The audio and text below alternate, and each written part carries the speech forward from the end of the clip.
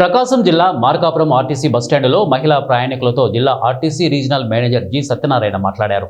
వారి అభిప్రాయాలను తెలుసుకొని మహిళలకు కావలసిన సౌకర్యాలు కల్పించేందుకు అధికారులు చర్యలు తీసుకోవాలని ఆదేశించారు.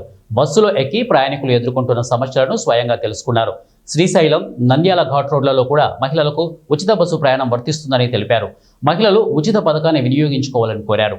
బస్టాండులో టాయిలెట్లు, మంచినీరు వంటి సౌకర్యాలపై ప్రత్యేక దృష్టి పెట్టనున్నట్లు తెలిపారు. ప్రయాణం సమయంలో గుర్తింపు కార్డు కలిగి ఉండాలని సూచించారు. ఈ కార్యక్రమంలో మార్కాపురం ఆర్టీసీ డిఎం నరసింహారావు, అధికారులు, సిబ్బంది పాల్గొన్నారు.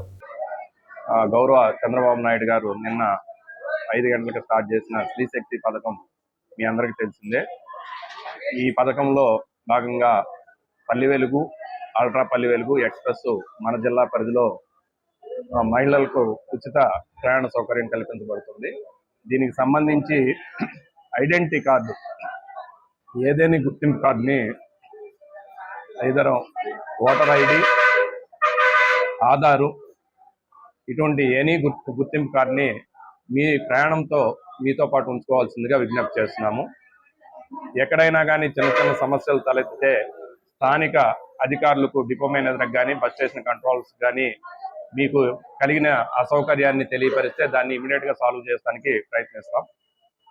ఆర్టీసీకి సంబంధించి సిబ్బంది అందరికి కూడా ఉచిత ప్రయాణ సౌకర్యం యొక్క విధి విధానాలు అందరికీ ట్రైన్ చేయడం జరిగింది.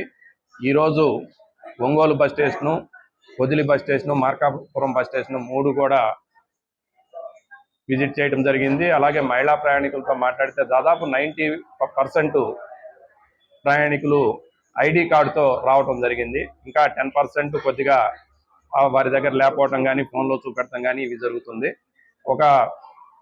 మీరు నెక్స్ట్ టైం ట్రావెల్ చేసేటప్పుడైనా కానీ సరైన గుర్తింపు కార్డుతో వస్తారని ఏపీఎస్ఆర్టీసీ ప్రకాశం జిల్లా తరఫున విజ్ఞప్తి చేస్తున్నాము. అలాగే మార్కాపురం బస్ స్టేషన్